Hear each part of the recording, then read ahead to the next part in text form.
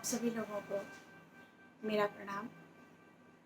आज हम चर्चा करते हैं अंतर्मुखी मन और बहिर्मुखी मन की,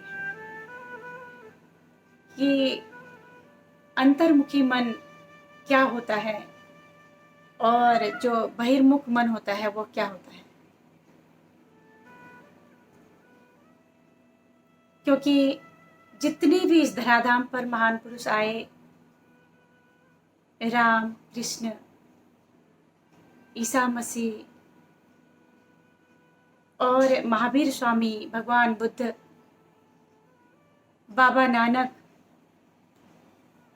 और महात्मा कबीर और भी बहुत बड़े बड़े संत महान पुरुष आए, तो उन्होंने अंदर की बात कही, बाहर की बात नहीं कही। जो ज्ञानी व्यक्ति होता है वह अंतर्मुखी होता है और जो अज्ञानी व्यक्ति होता है वो बहिर्मुख होता है। होते दोनों इंसान हैं, परंतु जो अज्ञानी व्यक्ति होता है वो उस सुख की तलाश करता है बाहरी चीजों में, और जो अंतर्मुखी इंसान होता है वो अपने अंदर, अपने हृदय जगत में प्रवेश करके उसको प्राप्त करता है। क्योंकि शांति और सुख बाहर थोड़ी है, वो तो अपने अंदर है, हमारे अंदर है। क्योंकि वह तो सिर्फ कवर है, एक खोल है, और सच जो है वो तो हमारे अंदर है, हमारे भीतर है। संसार में हमें जो सत्य दिखता है वो सत्य नहीं है, वो सब असत्य है, लेकिन दिखता वो सत्य है। जैसे हमने देखा कि वृक्ष होते हैं और वह वृक्ष, बाहर से हमें वृक्ष दिखते हैं, वो एक कवर है, एक खोल है, लेकिन उस वृक्ष का जो कर्ता धर्ता है वह तो बीज है।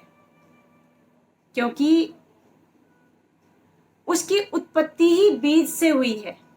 इसी प्रकार वो जो आत्मा है, वो आत्मा रूपी बीज जो है वो हमारे अंदर है। ये तो एक कवर है, एक खोल है। और जितना भी इस भौतिक जगत के अंदर हम उन सारी चीजों को हम खोज लें तो हर जगह हमको क्षणिक सुख मिलेगा, परम सुख, परम आनंद, वो तो परम पिता परमात्मा के नाम में है। तो जब हम उस परम पिता परमात्मा का चिंतन करते हैं, ध्यान करते हैं, जब हम अपने अंदर प्रवेश करते हैं तो वहां एक अलौकिक प्रकाश है, एक आनंद है।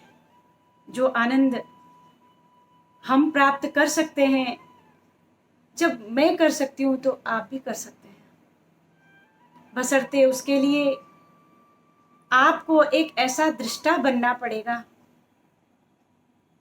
और वह दृष्टा उस दृश्य को देखता है।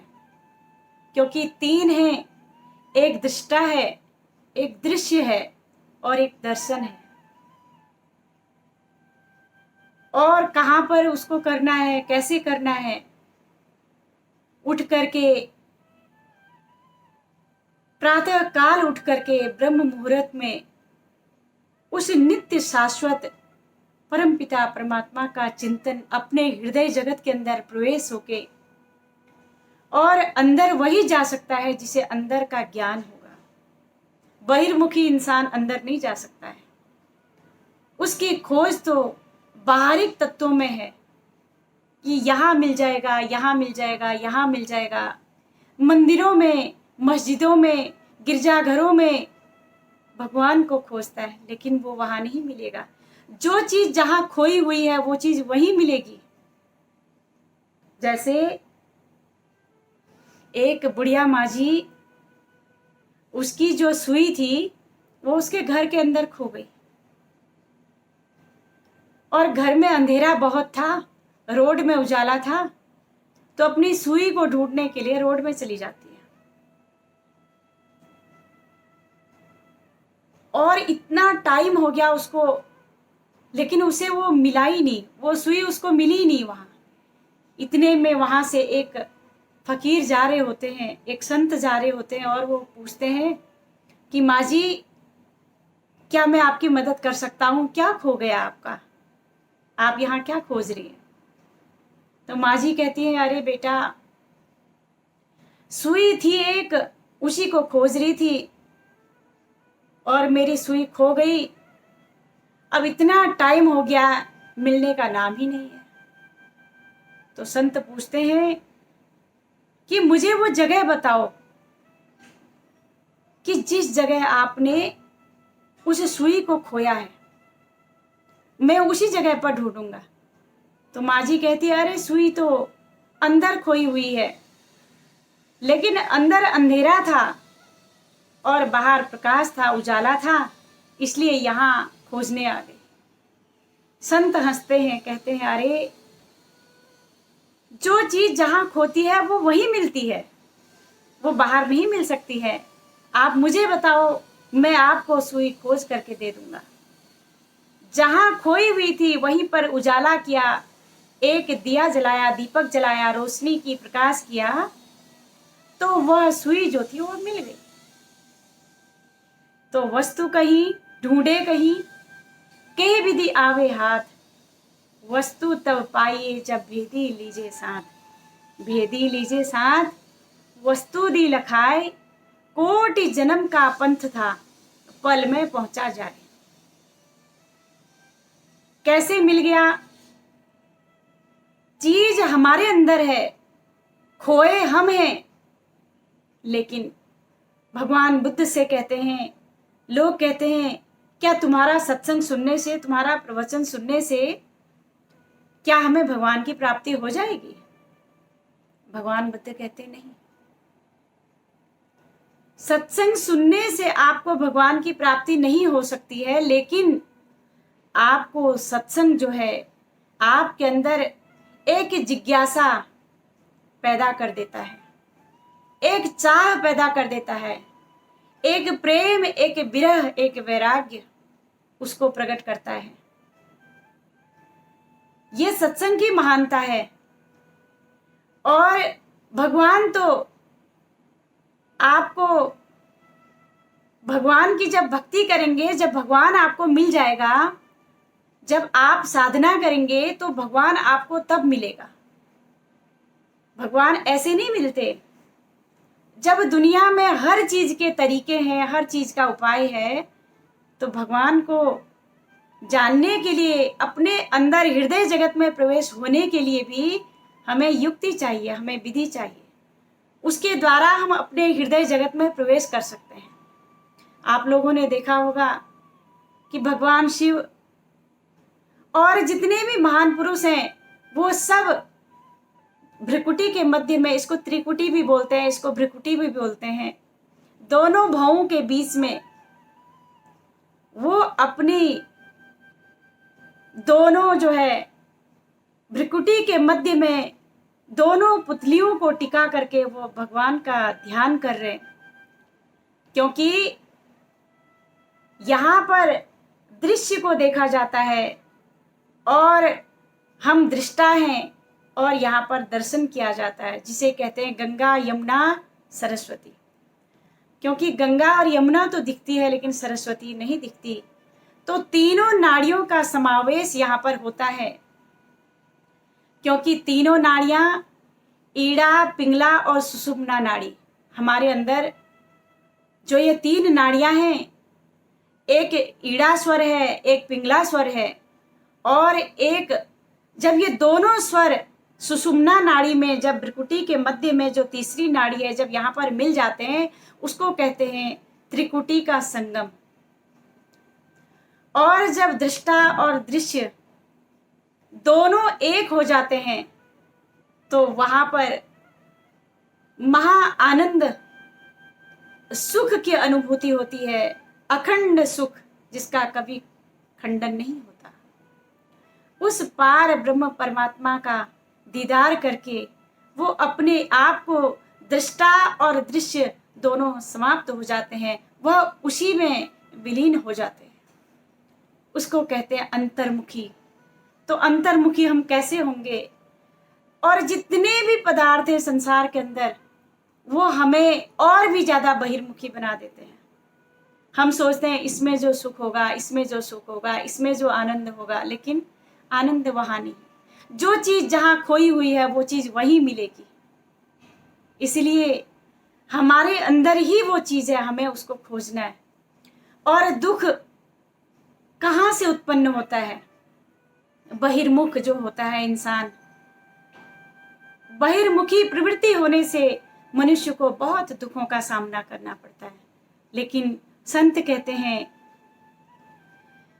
जिसने राम नाम गुण गाया, उसको लगे ना दुख की छाया।